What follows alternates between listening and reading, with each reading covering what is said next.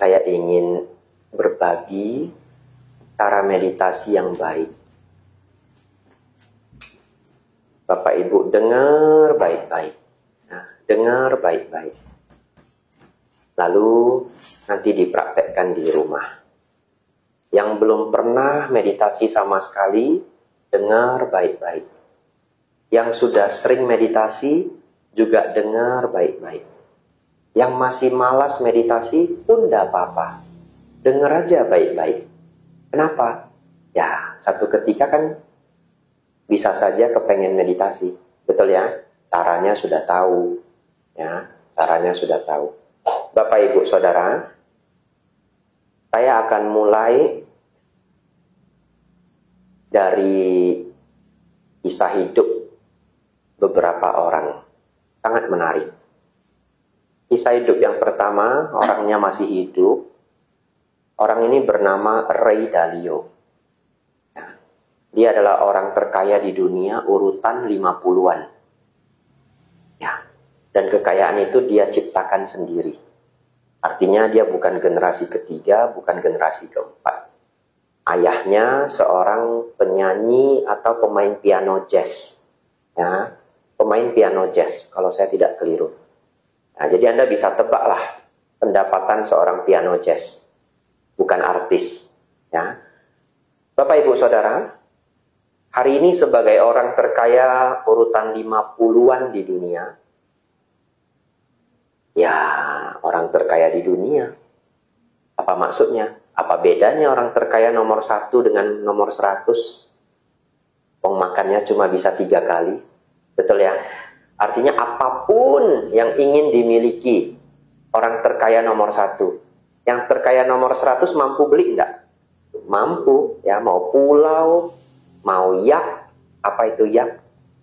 Kapal pesiar ya. Itu mainannya orang super kaya. Ya. Yacht. Bisa dia beli. Apapun yang nomor 1 bisa beli, nomor 100 bisa beli. Jadi bagi saya top 300 dunia samalah kayanya. Ya. Anda kumpulin orang terkaya di Indonesia top 200 samalah kayanya. Ya. Nanti yang top 100, top nomor 1 kekayaan 200 triliun. Katakanlah yang top 200 2 triliun. 2 triliun sudah bisa beli semua. Beli bakso penuh ini 1 wihara. Ya.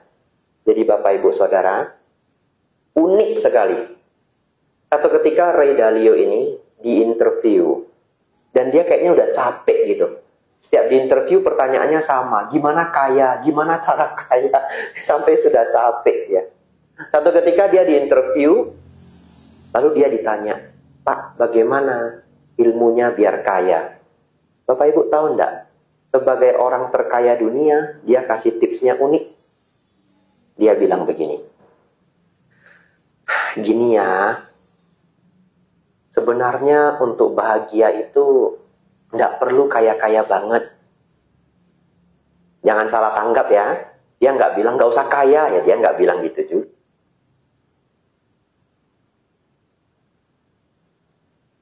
Ya, nggak usah kaya-kaya banget. Anda tahu nggak?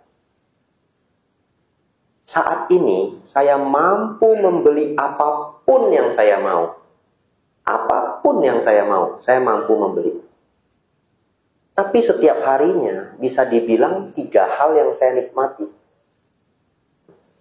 Apa 3 hal ini? 1, saya senang camping sama anak saya. Nah, camping itu bukan ke gunung. Kalau orang Amerika mah camping itu ke taman. Dan taman itu gratis juga. Mungkin di rumah dia ada taman juga. Ya, mereka cuma gerai itu tiker. Kayak itu film Mr. Bean. Ya. Nah, bawa kotak sandwich ya. Dia duduk sama anak-anak main-main gitu. Nah, di Indonesia mah kita jarang ya. Anda cobalah camping di depan itu coba. Tetangga ketawa ya. Kenapa di Indonesia jarang? Mungkin karena kita terlalu panas. Ya, kendaraan yang lewat terlalu banyak. Seperti kalau di luar negeri jalan kaki. Ya, nggak usah yang jauh-jauh. Thailand aja kita jalan kaki kemana-mana. Padahal panas negaranya. Anda tahu kenapa di Indonesia jarang jalan kaki kemana-mana? Deket aja naik motor. Males. Sebenarnya bukan males. Menurut saya, kriminal terlalu tinggi. Cobalah jalan kaki. Ya, kalau sekarang saya nggak tahu kalau di Palembang. Naik sepeda aja kerampokan, Bapak Ibu. Ya. Jadi Bapak Ibu Saudara, kita kembali ke Ray Dalio. Kok jadi cerita kriminal ya? Nomor 1 apa? Camping sama keluarga dia. Nomor 2, reading books. Baca buku. Karena kalau dia tidak belajar sebanyak itu, mungkin hari ini dia bukan tidak mampu mencapai titik di mana dia datang. Karena bisnis dia itu bisnis yang pakai otak. Bisnis itu kan ada yang pakai koneksi ya, ada yang pakai sistem, bisnis dia pakai otak. Ya, dia ngelola keuangan kayak di Indonesia Pak Sandiaga Uno. Ya, jadi dia pengelola keuangan. Nah, jadi dia belajar tidak berhenti. Bapak Ibu Saudara, yang ketiga, ini klaimnya Ray Dalio. Yang paling dia nikmati setiap harinya, meditasi. Dan Anda nangkap nggak tiga-tiganya itu apa? Gratis. Tiga-tiganya gratis. Jadi akhirnya dia menyadari bahwa setelah dia mampu membeli apapun yang dia inginkan, ternyata keseharian dia kembali pada hal-hal yang nggak terlalu mahal. Makanya setiap saya baca buku Bapak Ibu, yang nggak usah niru saya ya. Karena saya juga lihat Bill Gates, seneng banget baca buku. Dia punya channel. Bill Gates itu yang bikin Windows, Microsoft. Ya, setiap Anda pakai laptop yang bukan Apple, ya Anda pakai sistem dia, Anda bayar ke dia. Anda sudah bayar pas Anda beli laptopnya. Kalau dulu bayarnya terpisah, sekarang bayarnya Windows udah lengket di laptop. Bapak Ibu Saudara, Bill Gates orang terkaya dunia. Dia sangat senang baca buku. Bahkan dia berpikir bahwa kesedihan dia salah satu adalah umurnya terlalu pendek untuk membaca semua buku di dunia. Dan setiap bulan dia itu keluarin video buku terbaik bulan ini. Senang dia bikin YouTube. Nah, Anda cari dan nanti channelnya ya. Anda lihatlah kalau konglomerat bikin YouTube gimana. Seru. Editingnya sudah kayak animasi-animasi mahal begitu. Nah, duitnya banyak. Jadi Bapak Ibu Saudara, setiap saya baca buku, ya saya merasa juga orang terkaya di dunia. Oh, mereka lakuinnya sama. Begitu ya? Baik Bapak Ibu Saudara. Ray Dalio mengklaim meditasi. Kita geser ke orang lain yang sebenarnya ingin saya ceritakan kemarin.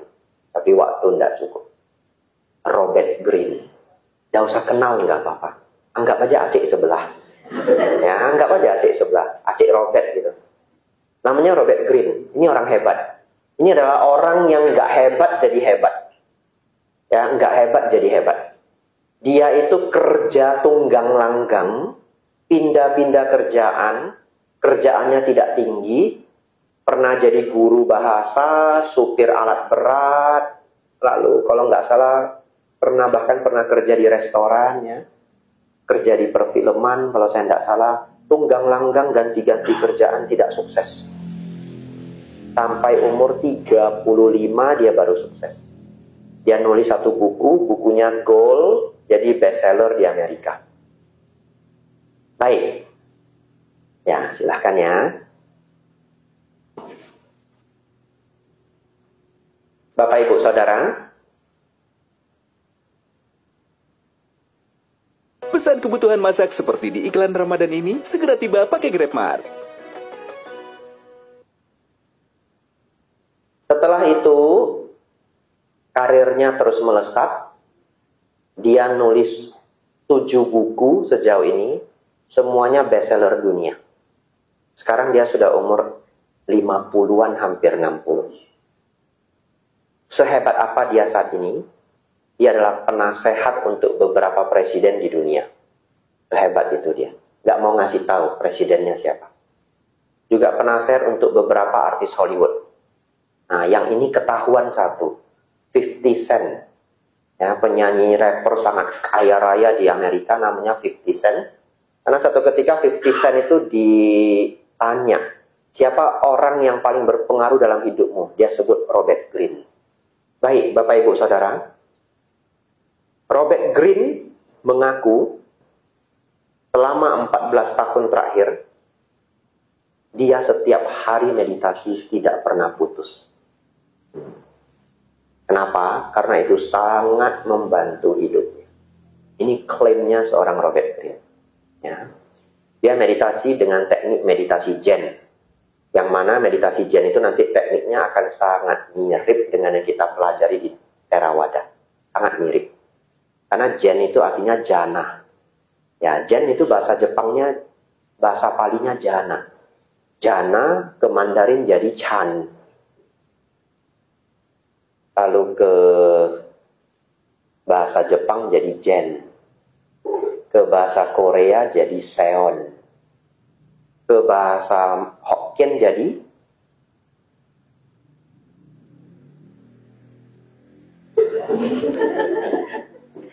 siapa yang bisa Hokkien ini harus bertanggung jawab ini. Sien, Jipsien, ya, Jipsien itu mencapai jana. Teitsien jana pertama, Tejisien, Tesasien, Tesisien, gitu ya. Nah ini upgrade nih bahasa Hokkien.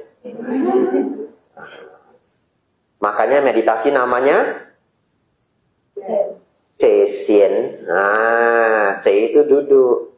Cesien, duduk untuk jana. Ya, Teitsien, Tejisien, Tesasien, Tesisien. Namanya Cesien. Cesioku, Jinsien. Nah, ini bener ini ya. Cesioku, Jinsien ya. Aduh, direkam lagi gawat saya. Ada jejak digital ini ya. Cesioku itu duduk kelamaan ya. Jinsien. Jinsien itu sungguh membosankan. Bapak Ibu Saudara, jadi kadangkala ya saya cari real story orang-orang nyata, orang-orang hebat yang senang bermeditasi padahal mereka bukan Buddhis. Mereka bukan Buddhis, mereka sangat logis ya, orang-orang pinter, kadang belum tentu juga senang serius beragama ya, kadang belum tentu serius beragama, tapi mereka bermeditasi malah lebih rajin daripada umat Buddha. Ya, satu hal yang sangat disayangkan. Kalau ditanya kenapa, menurut saya bukan malas, tapi belum tahu lengkapnya. Ya, kayak kita kenapa orang Indonesia jarang jalan kaki? Bukan malas, ada sebab yang kita udah lupa gitu. Ya, sebabnya adalah kriminal terlalu tinggi. Bapak Ibu Saudara, nah, jam 6:05 ya, kita belajar meditasi. Pulang dari sini, Anda pinter meditasi. Cesien, Jipsien, rajin meditasi 10 tahun, Piensien. Ya, baik. Saya latihan dengan Anapanasati. Ana itu nafas masuk.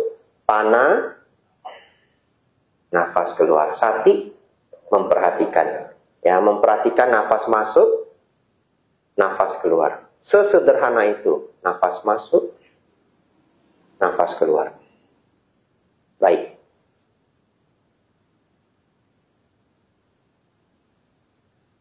Pertanyaannya, apa hebatnya melihat nafas masuk, nafas keluar?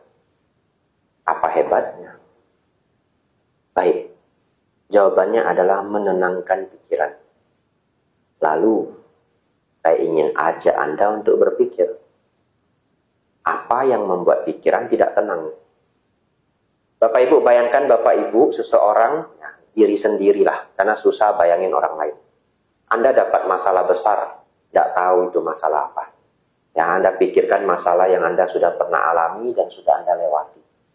Masalah besar. Lalu malam Anda ingin tidur. Gampang tidur atau susah tidur? Kenapa?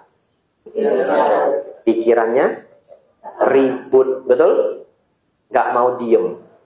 Itu yang kita sebut pikirannya kacau. Kenapa kacau? Karena ribut. Sekarang kita mau latihan meditasi. Nama meditasinya samatha, meditasi ketenangan. Tekniknya apa? Kuijip kuicut, anapanasati. Kalau tadi pikiran kacau karena ribut, pikiran tenang karena tidak ribut, kan begitu ya? Antonim toh.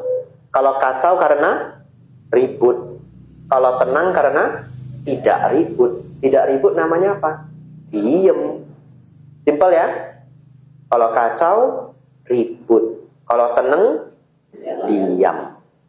Jadi meditasi itu samatha, meditasi ketenangan. Tujuannya apa? Mendiamkan pikiran.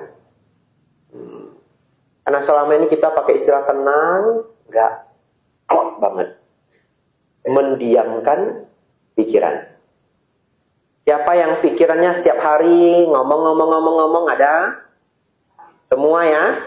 Semua, apapun ya. Besok hari Senin. Senin masak apa?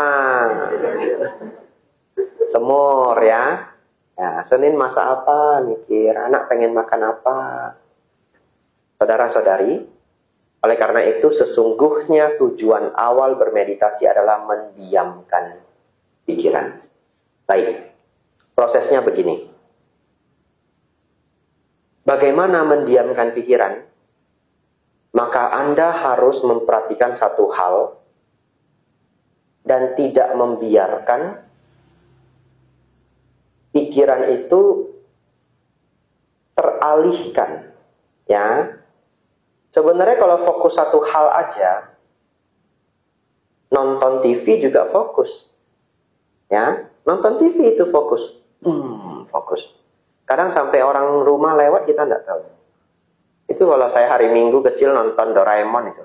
Beneran, mama saya lewat saya nggak tahu. Tiba-tiba sudah pulang bawa sarapan, saya terkejut. Nanya berulang-ulang, "Mak, lu lewat? Lu lewat beneran, lu lewat?" Nah, mama saya bilang, "Beneran lah. Lu nonton TV itu saking seriusnya, saya lewat, kamu pun nggak tahu." Saya beneran nggak tahu loh.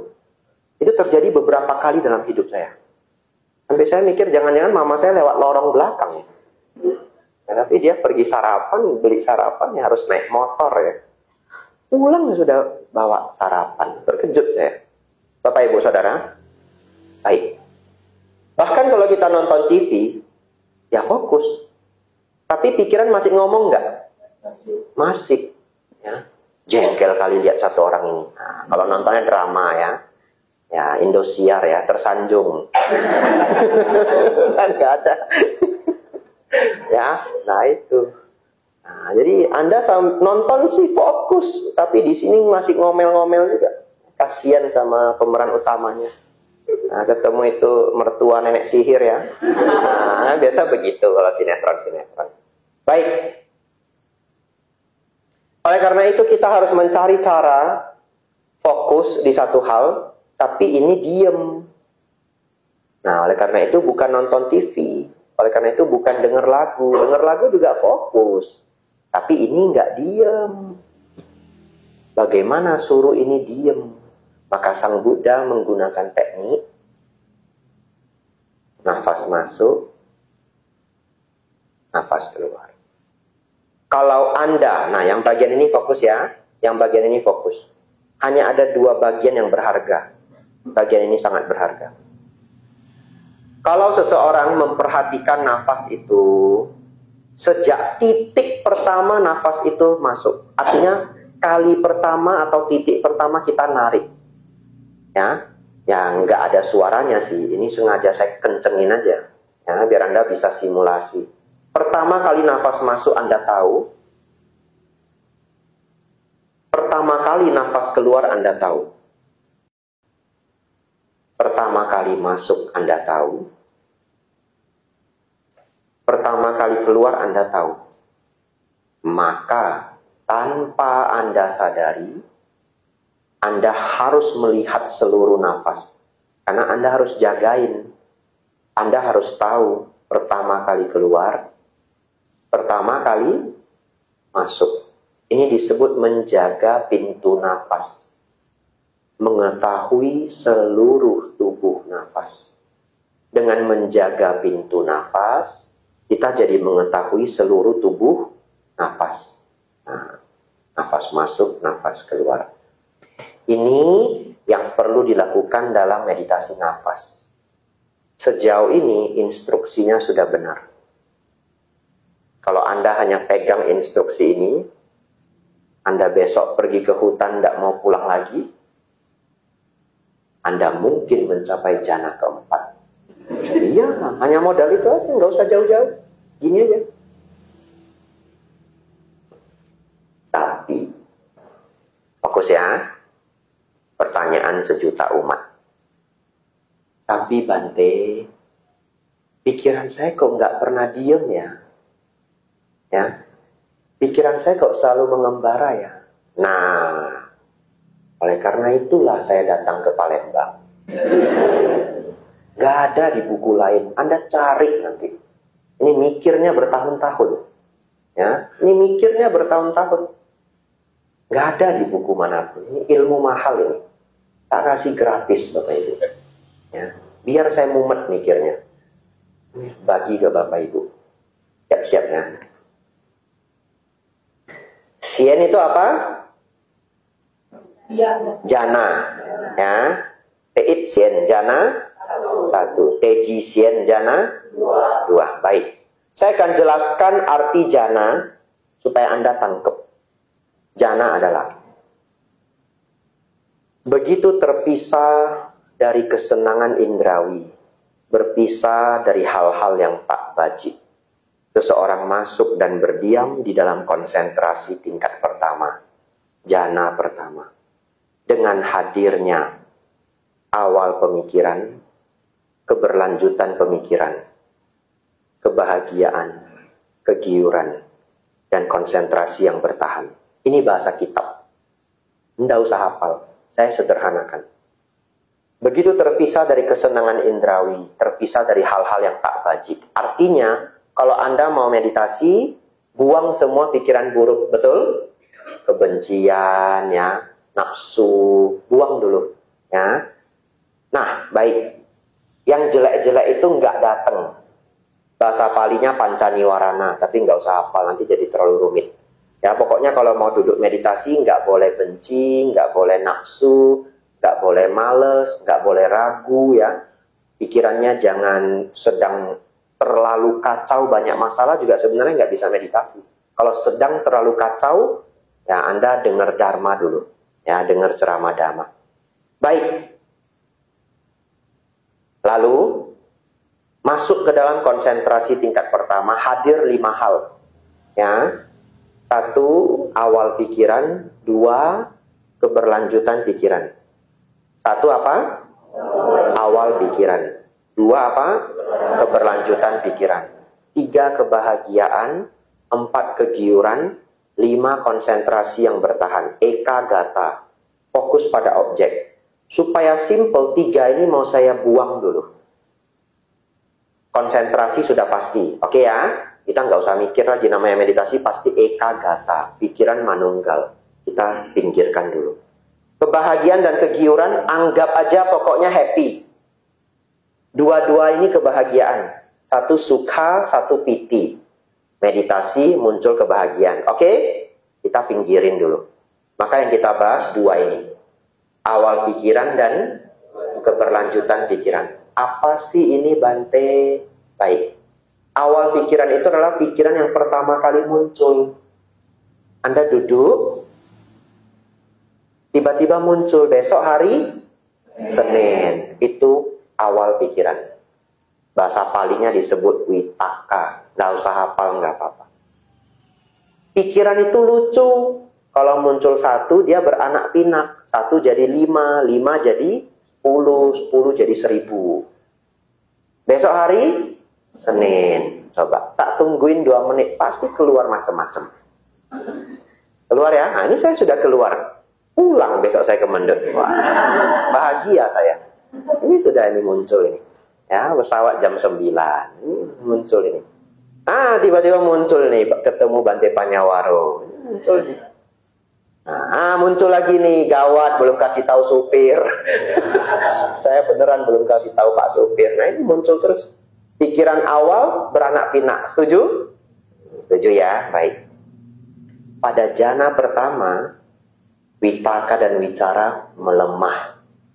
Itu kuncinya. Hafal dulu ya. Jana pertama apa? Witaka, Wicara, melemah. Witaka, Wicara, melemah. Kalau hasilnya bahagia dan konsentrasi, udah kita skip dulu.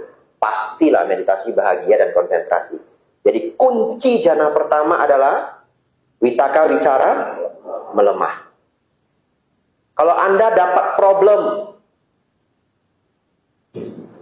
dikejar korteks, yang nggak ngerti nggak apa-apa ya. Yang nggak ngerti selamat ya, Anda nggak stres ya. Karena saya dihubungi umat juga, Pak Ante, saya stres. Nah, enggak apa-apa, ya sabar. Baik, ya. Dikejar teks, ya. Nah, Anda pusing. Kalau Anda dikejar KPR, ya lebih gawat dikejar pinjol. Tapi orang Palembang nggak ada lah dikejar pinjol, ya. Apapun masalah Anda, dimarahi bos, barang nggak keluar, apapun itu.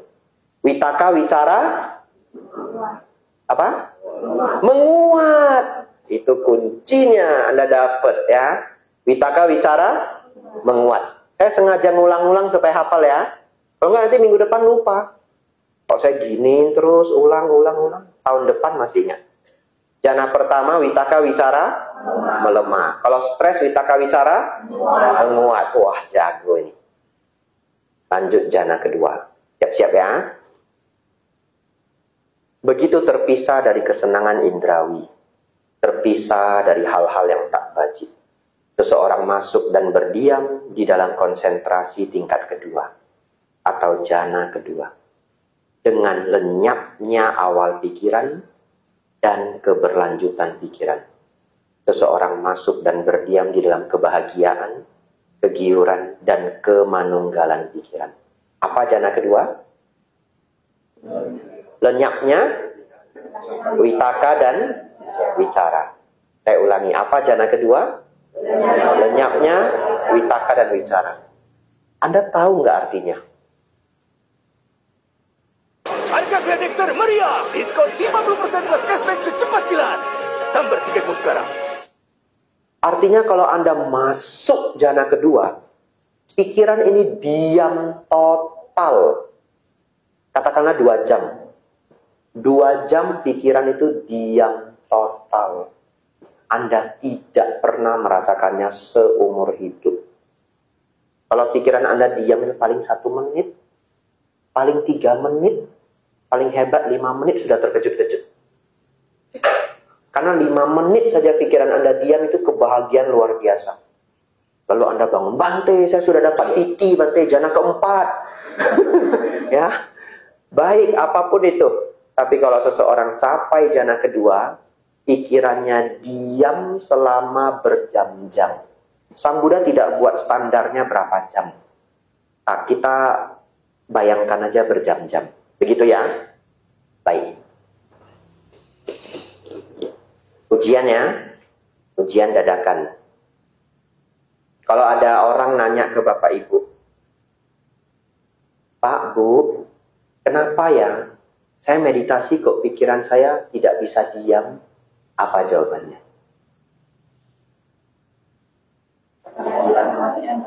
Apa? Belum apa? Jana keberapa? Bukan, kalau 1 melemah. Kan dia pengennya apa? Dia kepengennya pikiran tidak mengembara sama sekali. Betul ya? Itu yang Anda risaukan toh? Kenapa ya Bante, saya meditasi sudah 10 tahun di Sikadama Sriwijaya ini. Pikiran tak bisa tenang Bante. Kenapa ya? Tak ngira Bante, 10 tahun. Ini kayaknya feng shui nggak bagus. Nah, ya. Bukan. Jawabannya adalah Anda belum mencapai jana kedua. Selamat. Ini jarang yang tahu ini. Ilmu mahal. Anda nanti keluar kota ikut ETC, pembahasan meditasi, begitu bahas jana, wah orang Palembang goyang-goyang kepala semua. Mimpai. Nah, mimpai. Ya. Nanti ditanya, mengerti ya? Ngerti. Gak susah. Witaka wicara. Wih, gitu ya. Baik, Bapak Ibu Saudara. Jadi Bapak Ibu Saudara, sebenarnya meditasi samatha itu intinya cuma satu. Berjuang mendiamkan pikiran. Mendiamkan pikiran itu namanya menenangkan.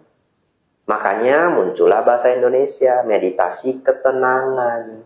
Tapi kalau nggak dibahas, nggak tahu tenangnya apa, nggak tahu. Baik, kita masuk lagi, lebih jauh lagi. Siap-siap ya.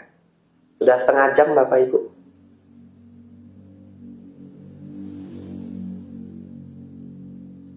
Oleh karena itu,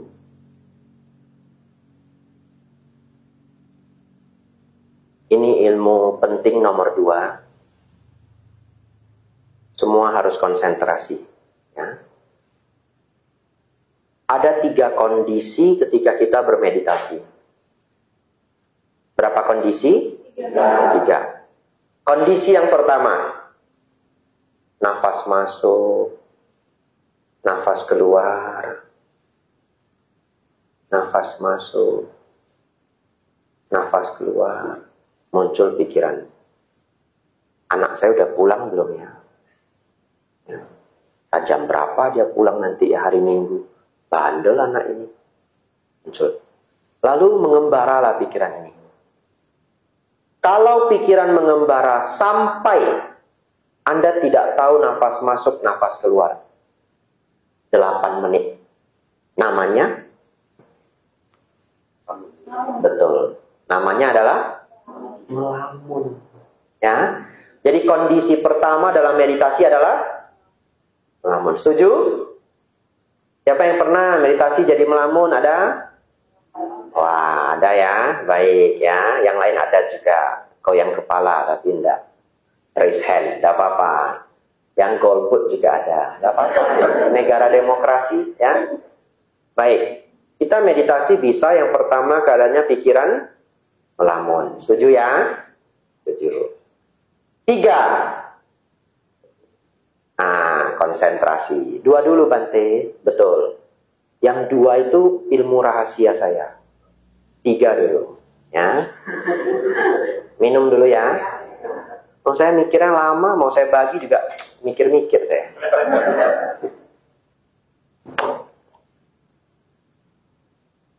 Oh, sudah ada. Ya, enggak apa-apa.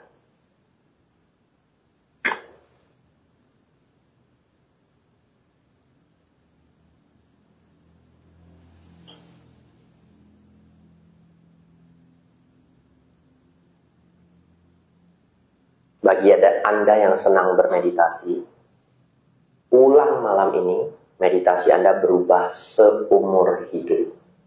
Itu tantangan saya. Ya, nggak percaya ikut sampai habis. Nomor 3. Kondisi jana kedua. Betul ya? Pikiran tidak mengembara sama sekali. Kalau nomor 1 kan ngembara, nggak pulang-pulang. Kalau ini pengembaraannya hilang. Awal pikiran lenyap, keberlanjutan pikiran lenyap. Ya. Jadi di pikiran kita itu ada 2 hal. Ya. Anak-anak keluar masuk nggak apa-apa. Bapak Ibu konsen ke saya. Ya, namanya anak-anak wajar. Yang penting tetap konsen ke saya. Nanti ada yang telat masuk nggak apa-apa. Ya, konsen ke saya. Baik. Nah, lupa ini. Diabetes juga saya ternyata ya. Baik, Bapak Ibu bayangkan, di dalam pikiran kita itu ada 2 hal. 1 bagian yang ngobrol. 1 yang mengeluarkan gambaran. Betul? Coba, bisa nggak bayangkan ada seekor kuda putih? Bisa? Bisa ya, itu bagian visual. Ya. Tapi kalau saya nanya Anda 4 tambah 4, ada yang jawab di hati 8. Itu bagian audio. Anda ngobrol dengan diri sendiri, audio visual muncul. Baik, audio saya sebut suara hati. Visual saya sebut gambar pikiran. Bapak Ibu Saudara, pada saat Kondisi ketiga adalah suara hati dan gambar pikiran ini tidak muncul sama sekali selama berjam-jam. Yang kita sebut jana kedua. Kondisi ketiga. Kondisi pertama, melamun. Kondisi ketiga, jana kedua. Baik. Bapak, Ibu, Saudara semua meditator pemula. Bisa enggak capai jana kedua di bulan pertama? Bisa? Tidak bisa. Kalau saya boleh kasih standar ya. Kalau Anda ingin capai jana kedua, saya kasih standar. Ini duga-dugaan saya. Standarnya itu 1 hari meditasi 6 jam, 15 tahun. Ya, kalau saya boleh kasih standar. Dari mana saya bikin standar ini? Gak ada. Nebak aja. Tapi karena saya punya kebiasaan, kalau mau belajar sesuatu itu saya tahu ini belajarnya mau berapa lama. Contoh, kalau saya lihat buku, saya bisa tahu ini baca 1 halaman 4 menit. Kalau dibaca pelan-pelan. Misalkan buku bahasa Thai.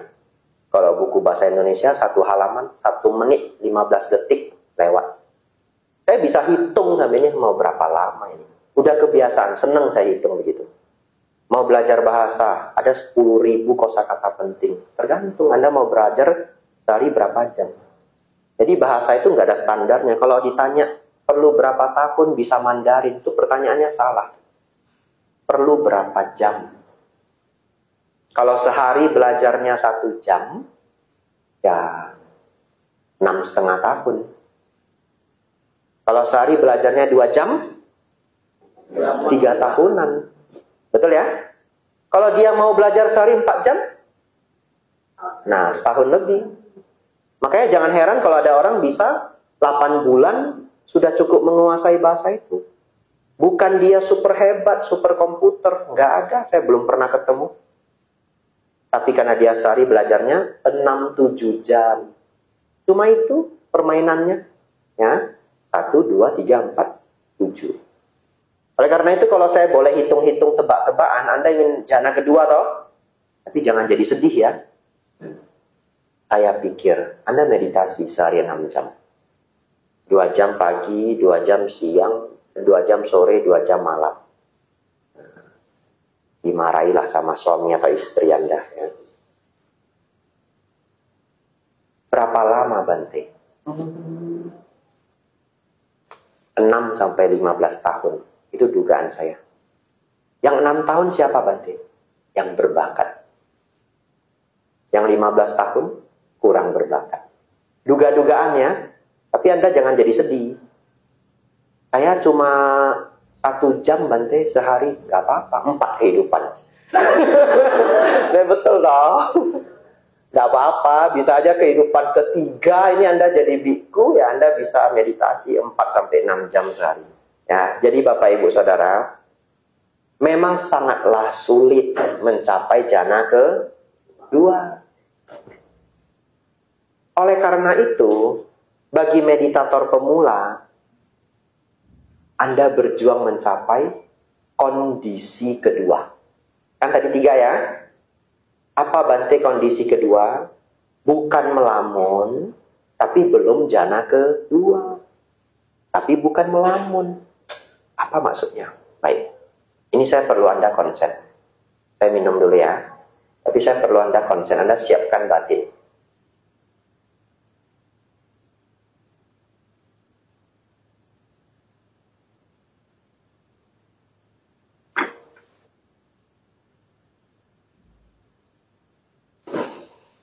Anda perlu berlatih, kendati pun muncul suara hati dan gambar pikiran, saya masih mengetahui nafas masuk, nafas keluar. Itu. Saya ulang ya. Kendati pun muncul suara hati dan gambar pikiran, namun saya masih mengetahui nafas masuk, nafas keluar. Artinya apa? enggak melamun. Tapi bukan fokus sempurna. Unik ya? Melamun enggak? Enggak. Jadi caranya gimana? Anda duduk. Nafas masuk. Nafas keluar. Muncul gambaran rumah Anda. Kalau Anda pelihara anjing yang Anda sayang, muncul gambaran peliharaan Anda. Walaupun gambaran ini muncul, Anda masih tahu. Nafas masuk. Nafas keluar. Nggak perlu disebut nafas masuk, nggak ada. Hanya tahu saja, mengetahui. Nanti yang terjadi adalah suara hati dan gambaran pikiran itu tidak berkembang menjadi lamunan.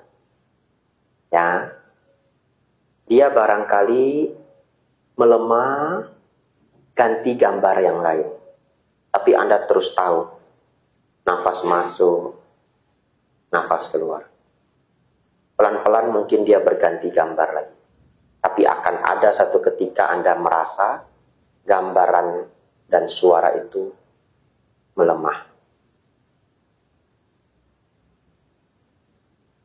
Saya kasih satu simulasi.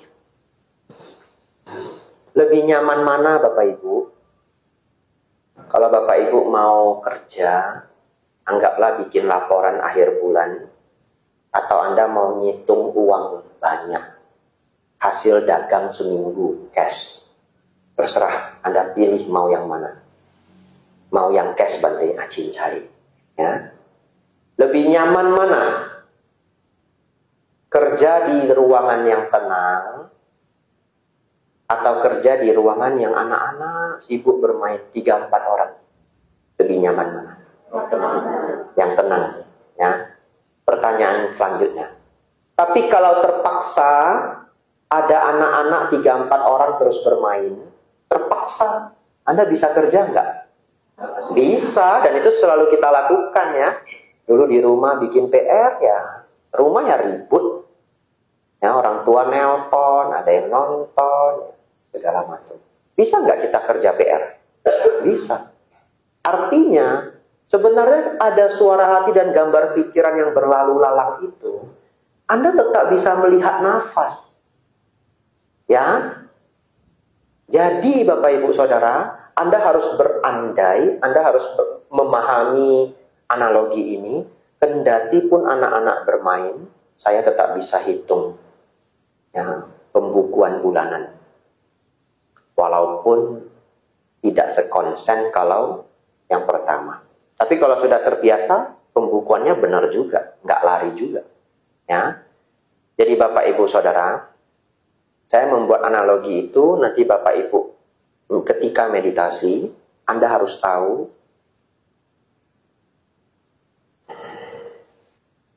mengetahui nafas masuk, mengetahui nafas keluar. Kalau tiba-tiba muncul suara di gambar pikiran, jangan kesal sedikit pun. Tugas Anda hanya tahu nafas masuk, tahu nafas keluar. Dan Anda tidak gagal. Ya. Jadi selama ini Anda berpikir kalau pikiran mengembara sedikit, gagal saya. Pikiran belum tenang. Tidak. Anda tidak gagal. Anda berhasil. Itulah kondisi kedua.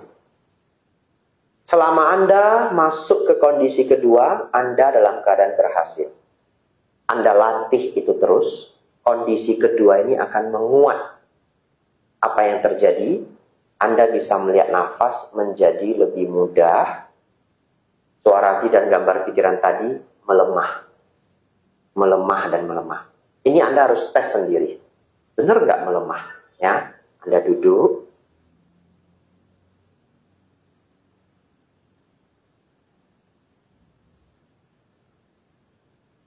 Perhatikan batin sendiri.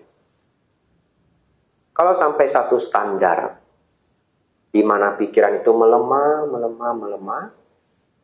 muncul kebahagiaan. Selamat. Jana pertama. Mungkin seberkas jana pertama. Tapi prosesnya sudah benar. Dilatih terus, kebahagiaan ini akan meningkat. Sampai di satu standar, itulah yang Sang Buddha sebut sebagai jana pertama. Tapi Sang Buddha nggak bisa menyampaikan happiness-nya seberapa tinggi. Karena nggak ada ukuran happiness. Ya. Kalau hari ini mau ngukur mungkin bisa. Cek darahnya, endorfinnya seberapa tinggi. Tapi itu 2600 tahun yang lalu. Atau otak sekarang bisa di-scan MRI. Meditasi sambil di-scan. Dan itu dilakukan para biku Tibet. Dan sudah terbukti, bahkan ada bukunya. Ya, Science of Meditation. Ada bukunya. Nah, Bapak Ibu Saudara,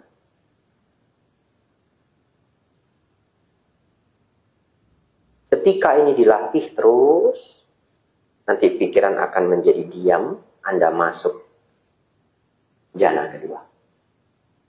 Baik, saya mau stop sebentar. Ada nggak yang bingung atau punya pertanyaan apa?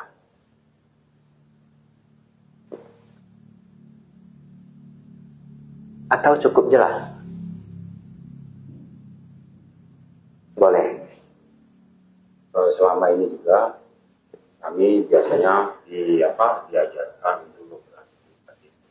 Kita kan fokuskan untuk memperhatikan luar maksudnya apa dari ujung lubang hidung ini. Dan apabila terjadi sensasi di dalam pikiran seperti yang tadi bicarakan tadi Bante, seperti yang ada gambaran pikiran atau obrolan hati seperti Bante, jadi kita juga dianjurkan ngapa? Kita juga harus tarik nafas kembali. Kita fokus lagi ke nafas masuk, nafas keluar. Jadi itu dilakukan berulang-ulang. Ya, baik ya. Saya hanya bisa menjawab instruksi itu tidak sesuai Anapanasati Sutta. Titik. Kenapa saya harus jawab begitu? Karena saat ini teknik meditasi sudah terlalu banyak. Ya, hampir semua guru-guru besar di Myanmar itu bikin teknik sendiri. Ya, bahkan sebenarnya bukan hanya di Myanmar, termasuk di Thailand, termasuk di Sri Lanka. Termasuk di Sri Lanka 1000 tahun yang lalu. Jadi kitab-kitab yang terkenal ya, yaitu kitab Visuddhimagga, itu ditulis oleh Bhikkhu Buddhaghosa 1000 tahun yang lalu di Sri Lanka. Dan itu bukan dari Sang Buddha. Anda jangan tanya saya, jadinya itu benar apa enggak? How do I know? Ya, yang saya bisa jawab adalah saya mengikuti Anapanasati Sutta. Ajaran siapa? Sang Buddha. Jadi kalau Anda keluarkan kitab lain, ya, kitab dari Theravada, Mahayana, Tantrayana, nanti aliran lain, tidak dari Sang Buddha, saya tidak bisa bahas juga. Ya. Nanti ada teknik perhitungan angka, masuk 1, keluar 1. Ya, Thailand masuk Bud, keluar Doho. Bud, Doho. Sangat terkenal. Tapi saya hanya bisa mengatakan silakan Anda explore. Tapi saya menyampaikan sesuai Anapanasati Sutta. Ya. Titik sentuh ini juga tidak ada di dalam Anapanasati Sutta. Ya. Tapi beberapa guru sangat terkenal ini ya, beberapa guru dari Myanmar juga ya, yang dulu saya ikuti karena pengalaman hidup saya. Mereka meletakkan ada yang di ini, pinggiran hidung. Ada yang di sini, hidung. Ada guru yang di sini. Ada yang bahkan kembang kempis perut. Ya. Saya hanya bisa menyampaikan tidak ada instruksi itu di Anapanasati Sutta. Kalau Anda nyaman, silahkan. Karena sepertinya, saya harus pakai kata sepertinya, ya bisa membawa Anda ke jana kedua juga kalau caranya benar. Ya, karena jana kedua itu kan lenyaknya awal pikiran dan keberlanjutan pikiran. Tapi kalau beberapa teknik menurut saya malah mencegah pikiran itu tenang. Kalau Anda melafalkan sesuatu ketika bermeditasi, pikiran Anda tidak akan pernah diam. Setuju ya? Ya, oleh karena itu kalau Anda belajar dari guru-guru yang menyebutkan angka pun, masuk 1, keluar 1, masuk 2, keluar 2. Guru itu pasti akan mengatakan setelah tenang, perhitungan itu ditinggalkan. Tapi sesungguhnya ya yang saya nyaman Setelah saya explore begitu banyak teknik, saya start itu udah nggak hitung. Awalnya saja sedikit berat, tapi nanti kalau sudah terbiasa sangat nyaman. Karena Anda sudah terbiasa menenangkan pikiran secara cepat. Ya, silakan Anda explore. Ya, karena memang saat ini cukup sulit belajar meditasi. Sulitnya apa? 10 guru, 10 teknik. Ya, itu sulitnya.